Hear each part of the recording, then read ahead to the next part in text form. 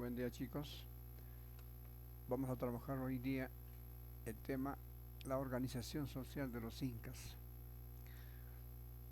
Como ustedes saben, la sociedad incaica han existido diversos grupos sociales, principalmente la realeza, la nobleza y el pueblo han sido las tres clases sociales. Y en el interior de los tres grupos de la realeza, la nobleza y el pueblo hay otros grupos, hay otros sectores. Pero la base de la organización económica y social del Tahuantinsuyo ha sido el Ayllu, que ha sido una familia extensa, que estaban unidos por vínculos de sangre.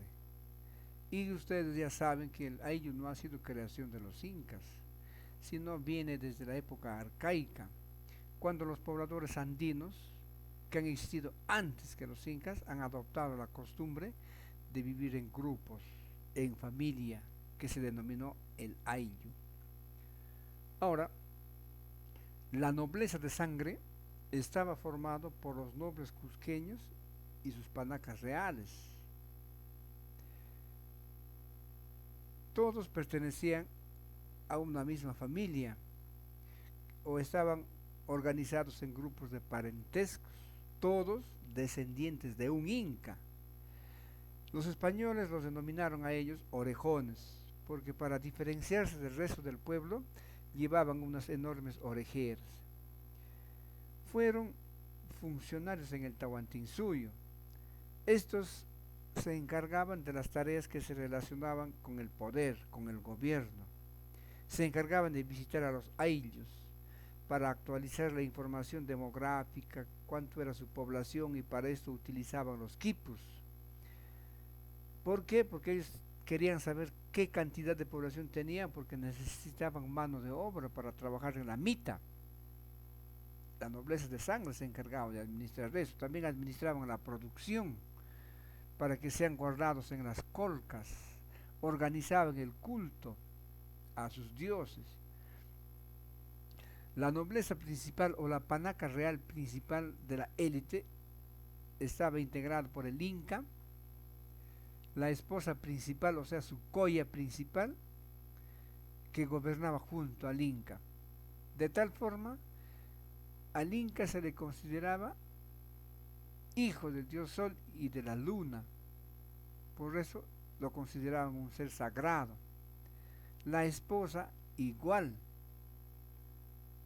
Ahora, en el mundo andino se llamaban hermanos a las personas que pertenecían a la misma generación y a la misma panaca. Más no porque tenían los mismos padres, ¿no? Como conocían los españoles. Las hijas solteras de los incas se llamaron ñustas y las casadas eran las payas.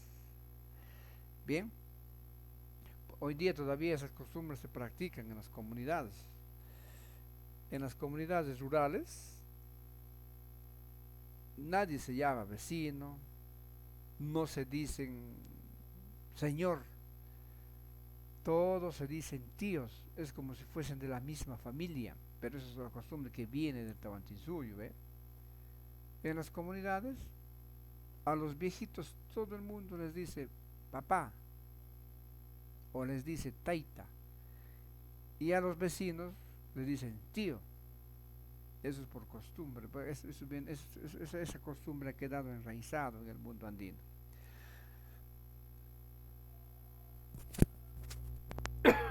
Ahora, la nobleza de privilegio eran personas que el Inca los había premiado por méritos propios y se habían convertido en una especie de nobles, pero de segunda categoría.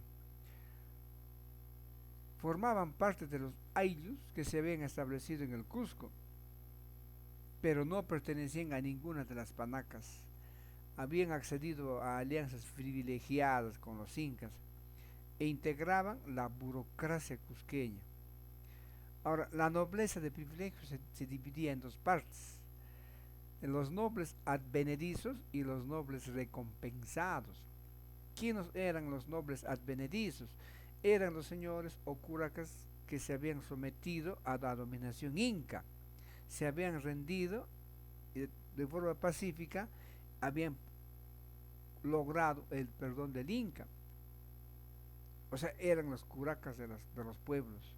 Y esos cargos de curacas, de nobles advenedizos, lo heredaban sus hijos, pero con la condición de que hayan sido educados en el Cusco.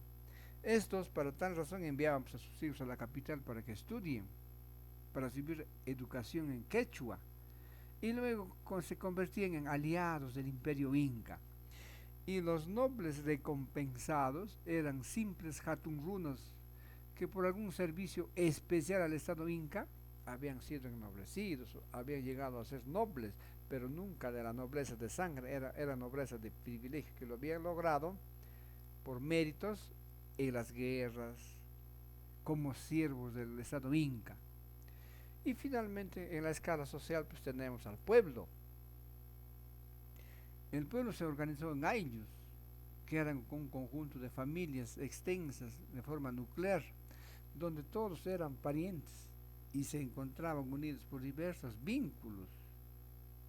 El ayllu existió desde el periodo arcaico, cuando los habitantes de los Andes empezaron a domesticar las plantas y a los animales, y esto les obligó a vivir en grupos. Ahí se forma el ayllu, no es creación de los incas. Entonces el vínculo entre los miembros del ayllu eran de diferentes formas.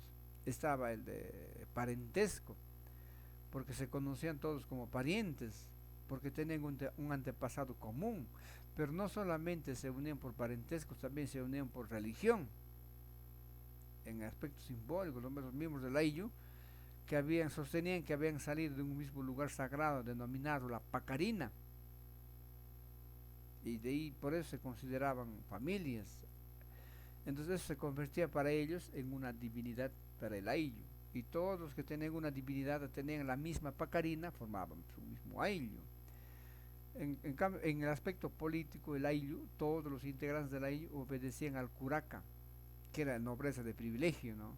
Que era la nobleza, era nobleza advenedizo, así lo denominaban los incas.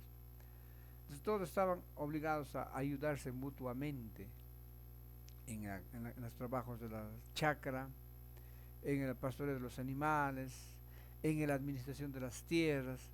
Todos tenían su topo de tierra que les entregaba la nobleza de sangre. ¿Quiénes eran los jatunrunas?